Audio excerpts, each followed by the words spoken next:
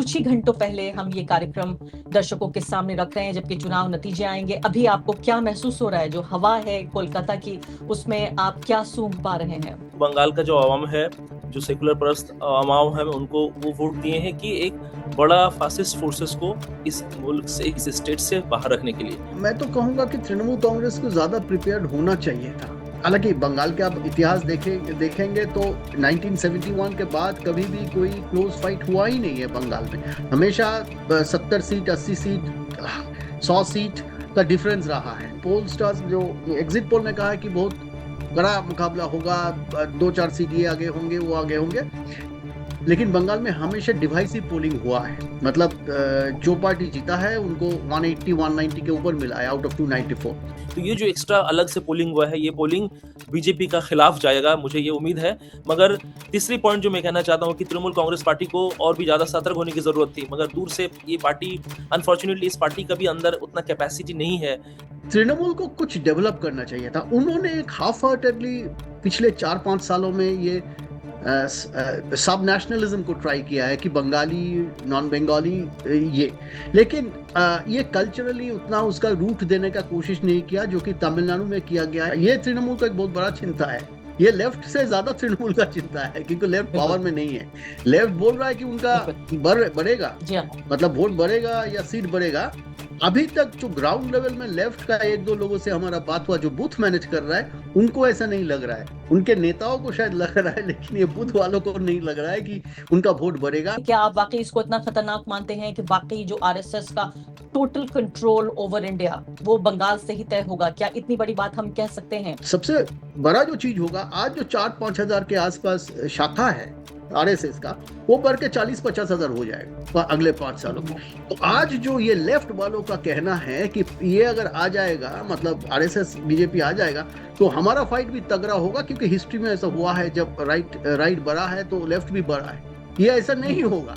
नमस्कार, इस खास कार्यक्रम में आपका स्वागत है। मैं हूं आरफा खानम शेरवानी। अब सिर्फ कुछ ही घंटे बाकी हैं जब पश्चिम बंगाल के चुनाव नतीजों का ऐलान हो जाएगा, और हैरानी आपको बिल्कुल नहीं होनी चाहिए कि चुनाव तो 4 अन्य राज्यों में हो रहे हैं, लेकिन पूरे देश की निगाहें राजनीति से लेकर समाज और आम आदमी तक सिर्फ और सिर्फ पश्चिम बंगाल पर हैं। इससे आप अंदाजा लगाइए कि ये राज्य कितना अहम है, न सिर्फ कि टीएमसी के लिए या उन लोगों के लिए जो पश्चिम बंगाल के वासी हैं, बल्कि पूरे देश के लिए, और खासकर सबसे ज्यादा अहम है बीजेपी के लिए। और इसीलिए उनका जो डर्टी ट्रिक्स डिपार्टमेंट है, उसमें से हर ट्रिक को निकाल कर कोशिश की जा रही है अब तक पिछले कई महीनों से। और मुझे लगता है 1 साल से शुरुआत हो गई थी बीजेपी के लिए कम से कम इस चुनाव की तैयारी की कि कैसे बिना लोगों के वोट दिए भी या कम लोगों के वोट दिए भी इस चुनाव को जीता जाए। ऐसे में किस तरह से टीएमसी इस चुनाव को लड़ी है, क्या वो जीत पाएगी, इससे पहले क्या कुछ देख पा रहे हैं वो लोग जो कि पश्चिम बंगाल में रहकर और वहीं के वासी हैं और दशकों से पश्चिम बंगाल को देखते रहे हैं।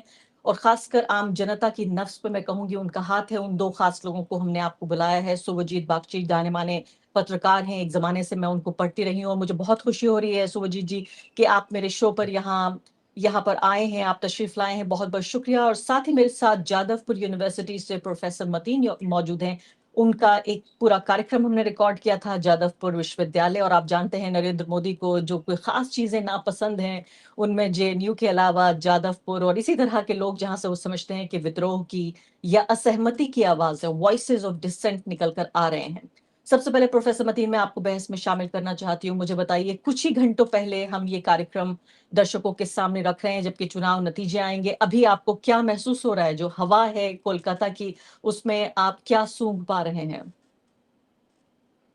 ये तो बहुत अफसोस की बात है कि जिस तरह से सेंट्रल एजेंसियां, चाहे वो ईडी हो, सीबीआई हो, इलेक्शन कमीशन जैसा एक इतना इम्पोर्टेंट अहम कॉन्स्टिट्यूशनल बॉडी, जिसका एक अपना अपना ओहदा और अपना ट्रस्ट हुआ करता था, उस इंस्टीट्यूशंस, उसके साथ साथ फोर्सेस और आपका गोदी मीडिया, तो पूरा तमाम इंस्टीट्यूशंस इस तरह से लगा है कि बंगाल के अवामों से ये लड़ाई और जद्दोजहद चल रहा है। तो ये अनफॉर्चुनेटली मुझे ये उम्मीद है कि जिस तरह से एसआईआर और बीजेपी का जो मिसडीड्स लास्ट पिछले बहुत सालों से हिंदुस्तान में हुआ है, उसके खिलाफ लोगों का मतदान होगा। टीएमसी को लोग वोट दिए हैं, मगर ऐसा भी नहीं सोच के वोट दिए कि टीएमसी बहुत फेवरेबल पार्टी है। ये लोगों को, बंगाल का जो आवाम है, जो सेकुलर परस्त आवाम है, उनको वो वोट दिए हैं कि एक बड़ा फासिस्ट फोर्सेस को इस मुल्क से, इस स्टेट से बाहर रखने के लिए। तो मुझे उम्मीद है ये जितना इनका जो कारनामा है, वो सब कारनामा के 4 तारीख आने वाला, अर्थात कल सुबह एक अच्छा रिजल्ट और अच्छा अहम बंगाल का आवाम जो है इसका कड़ा जवाब देंगे। जी हाँ, आप जो कह रहे हैं मैं वो समझ रही हूँ, जो नहीं कह रहे हैं उसके बीच भी दर्शक भी समझ पा रहे हैं, मैं भी समझ पा रही हूँ। सुभजीत जी, ये बताइए, हमें पत्रकारिता की तमाम जो किताबें थी उसमें पढ़ाया गया था कि आपको ऑब्जेक्टिव रह के अपना जो ऑब्जेक्ट जिससे आप कवर कर रहे हैं उससे एक दूरी बनाकर कवर करना है। लेकिन जब आंखों तले हम देख रहे हैं कि इतनी नाइंसाफी हो रही है, कुछ दिन रहकर मैंने बंगाल में खुद देखा पूरा एसआईआर का जो, ये मैं कहूंगी एक तरह की त्रासदी है कि एक ट्रेजेडी है जो बंगाल के लोगों पर हावी की गई है, उनके ऊपर थोपी गई है। उस सब के बाद ये उसी के दौरान ये इलेक्शन हो रहा है। इलेक्शन के दिन भी आप देखिए, दोनों दिन, खासकर दूसरे फेज में जिस तरह से एक तरह से हिंसा, झड़पें, मारपीट, लाठीचार्ज, क्या क्या नहीं हुआ बंगाल के चुनाव में। ऐसे में आप क्या कुछ देख पा रहे हैं, हमारे दर्शकों से क्या आप बांटेंगे? नहीं, ये तो मार्टिन साहब ने बताया। मेरा हिंदी हालांकि उतना अच्छा नहीं है, लेकिन मैं माफी चाहूंगा उसके लिए। देखिए, ये बात तो ये है कि ये एक्सपेक्टेड था, एक तरह से ये तो एक्सपेक्टेड था। करीब एक साल पहले जो सिचुएशन था उसमें लग रहा था कि आराम से ये तृणमूल कांग्रेस जीत जाएगा। लेकिन पिछले 6 महीने में जिस तरह से बीजेपी ने इसको प्लान किया है, और खासकर इनको पूरा चार्ज जो सुनील बंसल और भूपेंद्र यादव इन दोनों को दिया है, उनके ऊपर अमित शाह जी है, तो ये इन्होंने 6 महीने में ये एक सुनामी खड़ा कर दिया एक तरह से। तो ये तो एक तरह से मैं तो कहूंगा कि तृणमूल कांग्रेस को ज्यादा प्रिपेयर्ड होना चाहिए था इसके लिए कि ऐसा होगा लास्ट मोमेंट में। लास्ट 6 मंथ्स, 3 महीना या 6 महीने में ऐसा होगा। और ये पिछली बार भी हुआ था, 16 में नहीं हुआ था, 21 में ऐसा हुआ था कि last 90 days to 180 days, so BJP pull in all their resources and then they build up a, I mean, a big show they put up, and BJP का एक बहुत अहम चीज जो है वो है कि वो विनेबिलिटी प्रोजेक्ट कर सकता है। विनेबिलिटी मतलब वो कि हम जीत गए, ये जो प्रोजेक्शन होता है, ये प्रोजेक्शन ये बहुत अच्छी तरह से कर सकता है। और ये लास्ट टाइम भी किया था, लास्ट टाइम भी हम सब मान के चल रहे थे कि बीजेपी जीत जाएगा। तो इस बार भी सिचुएशन ऐसा है कि लोगों को लग रहा है कि ये तो जीतने ही वाला है। और ये जो हवा यहाँ पे चल रहा है, खासकर शहरी एरिया में, वैसा एक हवा है शहर में। गांव में मैंने गया नहीं, लेकिन लोगों ने मुझे बताया कि गांव में उतना ज्यादा नहीं है। वही शायद तृणमूल के लिए एक बहुत मतलब प्लस है, एक प्लस पॉइंट है कि उतना हवा नहीं है। लेकिन बीजेपी यहाँ पे तो एक चारों तरफ से इनको मतलब घेर लिया है। और खासकर जो चीज मुझे पता नहीं है कि तृणमूल एक चीज के लिए कितना प्रिपेयर है, वो है ये जो मातिन साहब ने भी बताया कि ये काउंटिंग जो फेज है, इसमें तो मतलब इससे पहले तो वो लोग इलेक्शन कैसे कराना होता है ये तृणमूल कांग्रेस को पता है। हालांकि इस बार बहुत ज्यादा फोर्सेस था, सिक्योरिटी था, सब तृणमूल को पता है, इन्होंने इनहेरिट किया है लेफ्ट वालों से कि कैसे इलेक्शन कराया जाता है।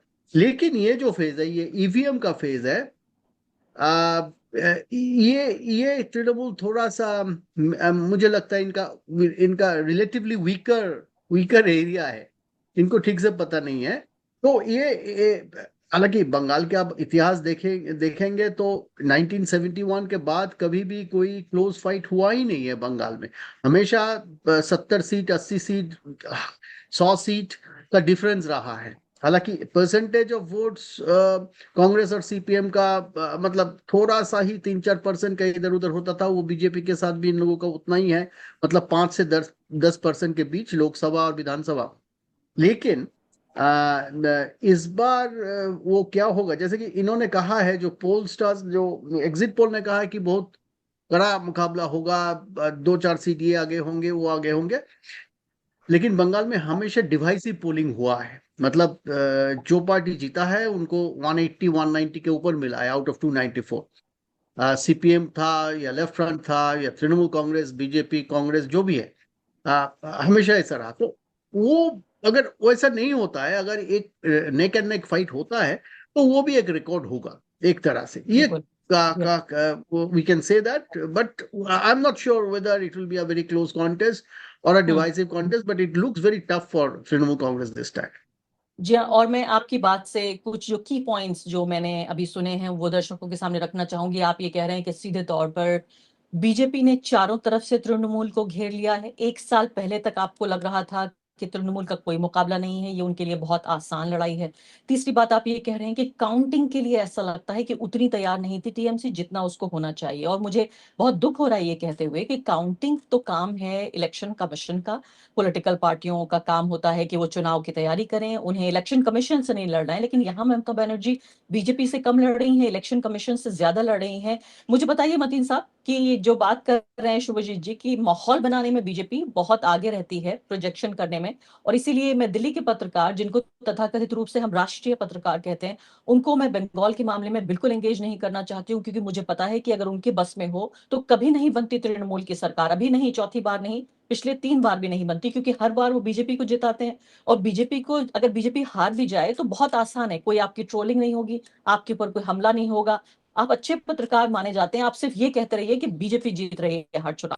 अब मैं ये जो जी काउंटिंग वाली बात आपसे पूछ रही हूँ, क्या आपको क्या लगता है, आप इसे किस तरह से देख रहे हैं? क्या वाकई आपने भी देखा कि कोई कमजोरी है टीएमसी में काउंटिंग को लेकर? और एक पॉलिटिकल पार्टी कर क्या सकती है, ये भी मुझे बताइए कि क्या तैयार कर सकती थी वो अपने को।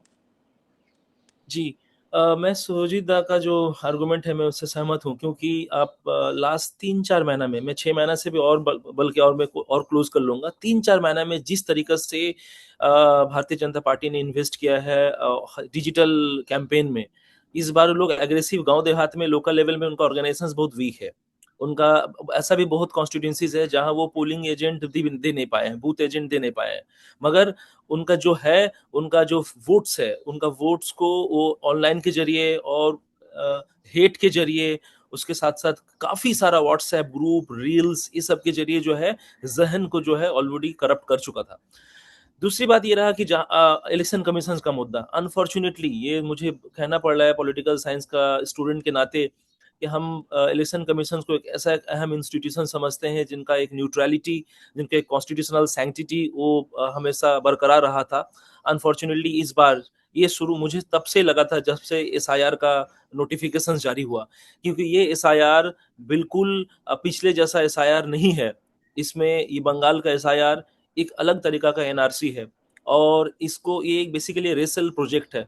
मैं दूर तरह से देख रहा हूँ कि जिस तरह से प्रोफेसर क्रिस्टोफ जैफेल्लो हिंदुस्तान का जमहूरियत के पक्ष में बोले थे कि ये एक एथनिक डेमोक्रेसी है, ये एसआईआर वो एक एथनिक डेमोक्रेसी के लिए एक कदम आगे गया है। जिस तरह से पूरा बंगाल में आप मुर्शिदाबाद, मालदा, दिनाजपुर, कुछ बिहार, अलीपुरद्वार, 24 परगना, साउथ नॉर्थ देखिए, किस तरह से हजारों हजारों लोग, जेन्युइन वोटर्स, नागरिक, उनको निकाला गया है। वो बहुत अरिथमेटिकली साजिश के तहत निकाला गया है। मुझे इतना होप है, उम्मीद है कि जिस तरह से लोगों को परेशान किया गया है, चाहे वो माइग्रेंट लेबर हो, आम शहरी हो बंगाल का, वो बीजेपी जो सोचे थे कि शायद ये एसआईआर करके उनको निकाल दिया जाएगा, बट मुझे लग रहा है कि उसका जो प्लान है वो प्लान उसका खिलाफ ही शायद हो सकता है वर्क करे, क्योंकि लोग काफी परेशान हैं। और इस परेशानी की वजह से इन ब्लॉक, अब देखें 94%, 96% तक पोलिंग हुआ है बंगाल के कॉन्स्टिट्यूंसीज पे। तो ये जो एक्स्ट्रा अलग से पोलिंग हुआ है, ये पोलिंग बीजेपी का खिलाफ जाएगा, मुझे ये उम्मीद है। मगर तीसरी पॉइंट जो मैं कहना चाहता हूं कि तृणमूल कांग्रेस पार्टी को और भी ज्यादा सतर्क होने की जरूरत थी, मगर दूर से ये पार्टी, अनफॉर्चुनेटली इस पार्टी का भी अंदर उतना कैपेसिटी नहीं है, कल्चरल कैपेसिटी नहीं है कि हिंदुत्व के खिलाफ ये लड़ें। ये इलेक्टोरली बीजेपी के साथ लड़ रहे हैं, मगर इनका कोई कल्चरल लड़ाई हिंदुत्व के खिलाफ नहीं है। अगर बीजेपी का 110 सीट आ जाता है किसी भी हालत से, बीजेपी तृणमूल का 40-50 एमएलए को तुरंत एक ही रात में खरीद लेगा। तो ये तृणमूल कांग्रेस का बड़ा बड़ा जो हिंदू लीडर्स है, उनका जो उलझन है, उनका कहना है कि अगर बीजेपी, मैं खुद फील्ड वर्क में गया हूं, काफी लोगों से बात किया हूं अपना आइडेंटिटी को छुपाकर, तो उनको ये कहना है कि अगर बीजेपी थोड़ा बहुत चांस आता है तो they will immediately jump to BJP. तो therefore this is also major concern. तो खैर, अनफॉर्चुनेटली किस तरह से उनको पता होना चाहिए था कि बीजेपी के पास मशीनरी है, मैकेनिज्म है, उनके पास आईटी सेल है, तो उनको उस तरह से तैयारी करना बहुत जरूरी था। क्यों वो तैयारी नहीं की वो मुझे पता नहीं। खैर, आप बात से है कि ये काम इलेक्शन कमीशन का है, ये कोई पॉलिटिकल पार्टी का नहीं है, मगर हमको वो आइडियल सिचुएशन सोचना नहीं है। हमको आइडियल सिचुएशन सोचना नहीं है जब हर कुछ संविधान का एक बेसिक प्रिंसिपल को उल्लंघन होके जिस तरह से आर्बिट्रीली और ओपेक सिस्टम में एसआईआर किया गया है, इससे हमको ये समझ लेना चाहिए था उनका मनसबा, उनका जो प्लान साजिश समथिंग वेरी डिफरेंट। तो therefore we have to be very careful. मुझे लगता है कि अभी लड़ाई सिर्फ तृणमूल कांग्रेस के वर्सेस इलेक्शन कमीशन नहीं है, अभी बंगाल का जमहूरी पसंद आवाम के साथ और इलेक्शन प्रोसेस का लड़ाई है। और आगे बढ़ने से पहले एक अदना सी गुजारिश कि आप मेंबर बनिए मेरे चैनल का आरफा खानम शेरवानी। अगर आप मेंबर बनते हैं, आपके समर्थन से आप मेरा हाथ मजबूत करेंगे, इतना मजबूत कि मैं सत्ता का कॉलर पकड़ के सवाल पूछ सकूंगी और जो हमारे समुदाय में हाशिए के जो तबके हैं उनकी आवाज़ उठा सकूंगी। आप यकीन जानिए, आपका एक छोटा सा सहयोग मेरे लिए इतना बड़ा होगा जिसके लिए आप अंदाज़ा भी नहीं लगा सकते। जी हाँ, सुभजीत बख्शी, मुझे बताइए, जो आप जिस चिंता का जिक्र कर रहे हैं वो चिंता हर उस व्यक्ति को है जो भारत का लोकतांत्रिक भविष्य चाहता है, जो ये नहीं चाहता कि भारत में वन पार्टी रूल हो या भारत में ऑपोजिशन का स्पेस खत्म हो जाए। कई बार जब इन चिंताओं को लेकर मैंने टीएमसी से कहा कि ज़मीन पर इस तरह की रिपोर्ट्स हैं, आप ये बताइए कि इस तरह के बोगस वोटर्स तैयार किए जा रहे हैं, जो आपके वोटर्स हैं वो डिलीट किए जा रहे हैं और ऐड किए जा रहे हैं। यहाँ तक कि आपको मालूम है कि खुद अभिषेक बैनर्जी ने इस बात का पर्दाफाश किया कि उत्तर प्रदेश से ला के वोटर को यहाँ जोड़ा जा रहा है। जब ये बातें मैंने टीएमसी के लोगों से कहीं तो on the record come of the record उनका ये कहना है कि हमारी जीत का मार्जिन इतना ज़्यादा है कि अगर एसआईआर भी हो जाए, वोटर डिलीशन एडिशन भी हो जाए और जिस तरह से आप काउंटिंग का जिक्र कर रहे हैं कि उस पर सचेत ना भी रहें, फिर भी हमारी इतनी पॉपुलैरिटी, इतनी लोकप्रियता है कि इस इलेक्शन को हम जीत पाएंगे। हो सकता है कि हमारा बहुत मार्जिन ना रहे, कम हो जाए, लेकिन इलेक्शन हम फिर भी जीतेंगे। और मैं सवाल में एक और चीज़ जोड़ देना चाहती हूँ, जो मतीन साहब ने भी जिस बात का जिक्र किया कि बड़ी तादाद में लोगों ने बाहर निकल कर वोटिंग किया है, नंबर 1। नंबर 2, मुस्लिम वोटर जो कि 1/3 वोटर की आबादी है पश्चिम बंगाल में, वो लगभग नहीं बटा है। कोई भी टीएमसी के अलावा लेफ्ट पार्टियों या कांग्रेस पार्टी की तरफ नहीं गया है। दूसरे एक महत्वपूर्ण बात, जो विमेन का वोट का सेगमेंट है वो भी मुझे लगता है एक तरह से अटूट ही रहा है। तो ऐसे में क्या आपको लगता है कि ये कॉन्फिडेंस जो है टीएमसी का, ये मिसप्लेस्ड है या ठीक है, अपने आप में जायज़ है? ये तो बोलना बहुत डिफिकल्ट है। वो तो ऐसा बोलेगा ही टीएमसी, क्योंकि वो पॉलिटिकल पार्टी है, लड़ाई कर रहा है। तो वो तो ऐसा बोलेगा, इसमें कोई डाउट नहीं है। और एक तरह से तो ठीक ही है, क्योंकि उनका जो रिकॉर्ड है, इलेक्टोरल रिकॉर्ड आप देखेंगे तो उनका वोट तो घटा नहीं है। पिछले 15 सालों में टीएमसी का वोट बहुत ज्यादा घटा नहीं है। वो शुरू में शायद 11 में वो 39% के आसपास थे, तो वो बढ़ते बढ़ते 43-44 के आसपास आ गया, वहां से ऊपर चला गया, 48 हो गया था, अराउंड 48 हो गया था लास्ट इलेक्शन में। तो इनका वोट वो जो 39-40 उनको 2011 में मिला था, उससे नीचे कभी नहीं गया और वो बढ़ता ही गया। पिछले 10-15 सालों में 10-12% बढ़ गया है, क्योंकि ये पोलराइज्ड इलेक्शन हो रहा है बंगाल में। ये जब बीजेपी आने के बाद ये हिंदू मुस्लिम लाइन पे और बंगाली नॉन बंगाली लाइन पे पोलराइज्ड हो गया सोसाइटी। तो इसमें ये चल रहा है। लेकिन तृणमूल का मुझे जो लगता है कि बीजेपी का जो लक्ष्य होता है वो सिर्फ इलेक्शन जीतने का लक्ष्य नहीं होता है। उनका एक सिविलाइजेशनल एस्पिरेशन है, उनका एक अपना आइडियोलॉजी है। वो अपने आप को एक रूलिंग पार्टी और रेवोल्यूशनरी पार्टी दोनों प्रोजेक्ट करता है। हालांकि राइट विंग रेवोल्यूशनरी, जो कि मैंने पहले भी बताया, ये राइट विंग रेवोल्यूशनरी पार्टी है। वो अपने आप को, अपना कार्डर्स को मार्च कराता है, जैसे कि थोड़ा बहुत पहले फर्स्ट 15 ईयर्स सीपीआईएम या लेफ्ट पार्टीज भी कराते थे।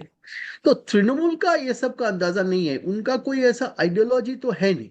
उनका मतलब, जब आप ऐसा एक तगड़ा आइडियोलॉजी वालों से लड़ रहे हैं, जो भी है, आई मीन इनका एक आइडियोलॉजी है, इलेक्शन जीतना उनका एक आइडियोलॉजी, एक मकसद है। उसके साथ साथ इनका एक सॉलिड आइडियोलॉजी भी है, जिसके कारण वो बहुत ऐसा कुछ करते हैं जो बाहर से देख के हमको पता नहीं चलता कि ऐसा क्यों कर रहा है। उनका एक आइडियोलॉजी भी है। तो तृणमूल को कुछ डेवलप करना चाहिए था। उन्होंने एक हाफ हार्टेडली पिछले 4-5 सालों में ये सब नेशनलिज्म को ट्राई किया है कि बंगाली नॉन बंगाली ये, लेकिन ये कल्चरली उतना उसका रूट देने का कोशिश नहीं किया, जो कि तमिलनाडु में किया गया है। एक कल्चरल मूवमेंट मतलब कि 100 सालों से बना हुआ है वहां पे, और बढ़ता गया। इसीलिए तमिलनाडु में बीजेपी अभी भी उनका रूट्स उतना तगड़ा नहीं है। लेकिन इनका तो कुछ है नहीं। मतलब आप ये मान के चल सकते कि तृणमूल के आज जो लीडर है, ये कितने सारे लीडर तृणमूल के साथ रहेंगे? और इनका आइडियोलॉजी अगर है तो वे तो, अगर बीजेपी एक मंदिर बनाने का घोषणा करता है तो तृणमूल 10 मंदिर बनाने का घोषणा करता है। ये इस आइडियोलॉजी से आप बीजेपी से नहीं लड़ पाएंगे। ये तृणमूल के अंदर भी लोग समझ पाए हैं, लेकिन इससे तृणमूल मतलब तृणमूल ये पॉलिसी अपना चेंज करने का कोशिश नहीं किया है। तो हम लोगों को शायद थोड़ा बहुत पता था कि ऐसा एक सिचुएशन एक दिन आएगा, लेकिन हम लोगों ने सोचा नहीं था 6 महीने पहले कि इस इलेक्शन में वैसा सिचुएशन हो जाएगा। जब ये जो सुनामी इन्होंने खड़ा कर दिया है, इसको तृणमूल थोड़ा सा तो चिंतित है। और खासकर तृणमूल, जो मुझे लगता है एक चीज में बहुत चिंतित है कि ये लेफ्ट का जो वोट है, अभी भी उनके पास पिछले इलेक्शन के हिसाब से 5-7% वोट है। ये लेफ्ट के पास रहेगा कि ये थोड़ा बहुत वहां से भी 2-3% फिर से बीजेपी की तरफ चला जाएगा? ये तृणमूल का एक बहुत बड़ा चिंता है। ये लेफ्ट से ज्यादा तृणमूल का चिंता है, क्योंकि लेफ्ट पावर में नहीं है। लेफ्ट बोल रहा है कि उनका बढ़ेगा, जी हाँ, मतलब वोट बढ़ेगा या सीट बढ़ेगा। अभी तक जो ग्राउंड लेवल में लेफ्ट का 1-2 लोगों से हमारा बात हुआ, जो बूथ मैनेज कर रहा है, उनको ऐसा नहीं लग रहा है। उनके नेताओं को शायद लग रहा है, लेकिन ये बूथ वालों को नहीं लग रहा है कि उनका वोट बढ़ेगा। उनका कहना है कि इस बार और जब मतलब तगड़ा वोटिंग होगा, मतलब लेफ्ट के वोट का तगड़ा स्विच होगा फ्रॉम लेफ्ट टू बीजेपी, तो जो कि पिछला 10 सालों में होते आ रहा है। तो ये सब मिला के ये सब तृणमूल का कैलकुलेशन में उतना नहीं था शायद। तृणमूल ने सोचा था, तृणमूल ने भी लेफ्ट की तरह सोचा था कि लेफ्ट का वोट लेफ्ट के पास रहेगा, थोड़ा बढ़ेगा, उससे तृणमूल का एडवांटेज होगा। मुझे नहीं लग रहा है एट दिस पॉइंट कि लेफ्ट का वोट बढ़ रहा है। बिल्कुल। अब आप दोनों से बिल्कुल आखिरी सवाल, मुझे ये बताइए कि अगर ये सिनेरियो मान के चलते हैं कि बीजेपी अगर ये चुनाव किसी भी तरीके से जीत जाती है, तो मुझे बताइए क्या कुछ है बंगाल के पास खोने के लिए? बहुत सारे बंगाली हैं इस वक्त ट्विटर पर लिख रहे हैं, बहुत इमोशनल लंबी लंबी पोस्ट लिख रहे हैं कि बीजेपी जैसी फोर्स बंगाल में कभी नहीं आई, और बंगाल की पहचान, बंगाल की अस्मिता, बंगाल का कल्चर, बंगाल में जो महिलाओं की जगह है, बंगाल का सेक्युलरिज्म, उसकी जो अपनी संस्कृति और सभ्यता खुद बंगालियों की है, वो सब कुछ खतरे में पड़ जाएगी। क्या आप वाकई इसको इतना खतरनाक मानते हैं कि वाकई जो आरएसएस का टोटल कंट्रोल ओवर इंडिया वो बंगाल से ही तय होगा? क्या इतनी बड़ी बात हम कह सकते हैं, मतीन साहब? बहुत देखिए, ये बहुत इम्पोर्टेंट सवाल है। अभी वो टू अर्ली टू से, बट इतना मैं कह सकता हूँ कि बंगाल को कोई एक्सेप्शनल मानना भी गलत है। बंगाल में ऑलरेडी अगर आप देखें कि ये सोसाइटी पोलराइज हो चुका है। वो अभी उसका इलेक्टोरल आउटकम उस नतीजे से हमको मिला नहीं है, पर सोसाइटी ऑलरेडी पोलराइज्ड है। इसमें अभी देखिए, आपका आइडेंटिटी लेकर आपको घर भाड़ा, घर किराया नहीं मिलता है। तो मैं और उतना डिटेल्स में नहीं जाना चाहता हूँ, मगर ये बात से मैं सहमत हूँ आपके साथ कि बीजेपी का नाफिस होना, इधर आना, बिल्कुल हमारा जो बंगाल का जो बंगाली आइडेंटिटी है, कल्चर है, और जो भी थोड़ा बहुत मिली जुली तहजीब है अभी भी, वो सिंक्रेटिक प्लूरल कल्चर जो भी बचा है, उसमें और भी ज्यादा नुकसान पहुंचेगा। जी हाँ, शुभजीत जी, क्या इतना ही आप बस एक ही शब्द कहेंगे या इससे ज्यादा आप कुछ कहेंगे आखिरी बात? देखिए, बंगाल में तो मतलब जो हिंदू रिवाइवलिस्ट आइडियोलॉजी है, वो तो 19th सेंचुरी से बहुत बहुत मतलब उसका रूट बहुत अंदर चला गया था एक जमाने में। बंगाल में अभी तक है, ये लोग क्यों नहीं आ पाया, ये एक बहुत बड़ा क्वेश्चन है मतलब in every political circle, because if you look at 19th century Bengal, the society was divided. One side was Bengal Renaissance, the other side there was a Hindu revivalist ideology. There were very big stalwarts in Bengal who were like, in the part of that Bengal revivalist ideology. Why they were part of it, uska explanation hai. That's different. लेकिन अब first election अगर आप देखेंगे 1952 का, तो उसमें हिंदू महासभा जनसंघ मिलके 13 आसन उनको मिला था, जो उन्होंने 2021 तक रिपीट नहीं कर पाया। उसके बाद सबसे ज्यादा उनको 77 मिला ये 21 में। तो वो वहां पे क्यों 13 मिला था? और उस वक्त लेफ्ट पार्टीज को 39 मिला था, बहुत ज्यादा नहीं मिला था। लेकिन वहां से दो तरफ जा सकता था, राइट के तरफ या लेफ्ट के तरफ, तो लेफ्ट के तरफ चला गया। दो कारण है इसका। एक है कि हिंदू महासभा का जो हेड था वो लेफ्ट की तरफ थोड़ा चला गया, निर्मल चैटर्जी, जो कि सोमनाथ चैटर्जी जो हमारे स्पीकर थे लेफ्ट के, उनके पिताजी वो हिंदू महासभा का प्रेसिडेंट थे। और जनसंघ श्यामा प्रसाद मुखर्जी का, उनका डेथ हो गया। अगर ये दोनों चीज नहीं होता तो उस वक्त ही शायद अगला इलेक्शन में 57 में ये बढ़ जाता। और दूसरा बात यह है कि पार्टीशन हुआ, पार्टीशन के बाद जो लोग आए ईस्ट पाकिस्तान से उनको अडॉप्ट कर लिया ये लेफ्ट वालों ने, तो लेफ्ट पार्टीज बढ़ गया है। ये मानना मतलब अगर आप उस वक्त का इन लोगों का कांग्रेस के बीच भी डिबेट देखे, कांग्रेस का जो जो यहाँ के जो लोग थे, विधान चंद्र रे, उन्होंने बोला था कि ये बंकिम चंद्र चटर्जी का, इनको हमारा नेशनल एंथेम बनाना होगा, वंदे मातरम को, जो कि अभी बनने जा रहा है शायद, पता नहीं। और टैगोर को चाहते थे ये मतलब ये पंडित जी जवाहरलाल नेहरू। तो इनमें से भी कांग्रेस के अंदर भी एक राइट और लेफ्ट का डिबेट बहुत तगड़ा था। इन्होंने चिट्ठी लिखा एक दूसरे को, दोनों दोस्त भी थे। तो ये यहाँ पे अगर कोई ये सोच के चलता है कि यहाँ पे इनका डेप्थ नहीं है, हालांकि the biggest riot of Indian history in in the recent history, modern history, वो तो बंगाल में हुआ है, you know, the turn off at the time of independence. तो बंगाल में ये राइट तो अंदर अंदर हमेशा था, तो अगर आ जाएगा तो ये तो रहेगा, क्योंकि दो तीन चीज होगा। एक तो बीजेपी यहाँ पे थोड़ा सा जो मतलब ये थोड़ा कैश स्ट्रैप्ड है, मतलब उतना कैश दिखता नहीं है जितना आपका बंगलोर में दिखता है, मुंबई में दिखता है, दिल्ली में दिखता है। तो वो कैश थोड़ा पंप्ड होगा, जिससे मिडिल क्लास बहुत खुश हो जाएंगे। इंफ्रास्ट्रक्चर में थोड़ा सा इन्वेस्टमेंट होगा, मेट्रो का और लाइन होगा, रास्ता होगा, ये वो होगा। और सबसे बड़ा जो चीज होगा, आज जो 4-5 हजार के आसपास शाखा है आरएसएस का, वो बढ़ के 40-50 हजार हो जाएगा अगले 5 सालों में। तो आज जो ये लेफ्ट वालों का कहना है कि ये अगर आ जाएगा, मतलब आरएसएस बीजेपी आ जाएगा, तो हमारा फाइट भी तगड़ा होगा, क्योंकि हिस्ट्री में ऐसा हुआ है, जब राइट बढ़ा है तो लेफ्ट भी बढ़ा है। ये ऐसा नहीं होगा, ऐसा नहीं होगा, क्योंकि ये अंदर अंदर चला जाएगा, शाखा चला जाएगा, और बंगाली लोग शाखा में सब चले जाएंगे। मैं तो मानता हूँ बंगाली मुसलमान भी चले जाएंगे थोड़ा बहुत। मतलब जो मुसलमान पार्टीज और जो लीडर्स, आप देखिए हुमायूं कबीर का खेल देखिए यहाँ पे क्या कर रहा है। वो पूरे शायद पूरे इंडिया में आपको ऐसा एक लीडर नहीं मिलेगा जो कि इलेक्शन से पहले बोल रहा है कि हम बाबरी मस्जिद बनाएंगे वोट को पोलराइज करने के लिए। तो ये बंगाल का लीडर्स करेंगे, बंगाल का मुस्लिम लीडर्स भी करेंगे, और पता नहीं क्या होगा, लेकिन it would be an interesting situation. लेकिन मुझे ये भी लगता है, क्योंकि यहाँ पे 30-35% मुस्लिम पॉपुलेशन है, 30% अबाउट, आई थिंक आफ्टर 2011। तो बीजेपी वो सब नहीं करेगा जो कि दूसरे जगह जहाँ पे 7-8% मुस्लिम है, जहाँ पे जो एक्सपेरिमेंट हो सकता है, वो जहाँ पे 30% है वहां पे नहीं हो सकता है शायद। तो जी आपने बहुत मुश्किल बातें, जी हाँ, नहीं होगा इतना अग्रेसिव, बहुत मुश्किल, जी हाँ, बहुत मुश्किल बातें आपने और बहुत सरलता के साथ इन बातों को कह दिया है। उम्मीद ये करते हैं कि जो भी कुछ हो वो बंगाल के लिए अच्छा हो, जो भी कुछ हो वो हिंदुस्तान के लिए अच्छा हो, यही उम्मीद करते हैं। आपसे कुछ ही घंटों बाद हमारे सामने दूध का दूध और पानी का पानी, सब कुछ तस्वीर साफ हो जाएगी। बहुत बहुत शुक्रिया आप दोनों का इस चर्चा में भाग लेने के लिए।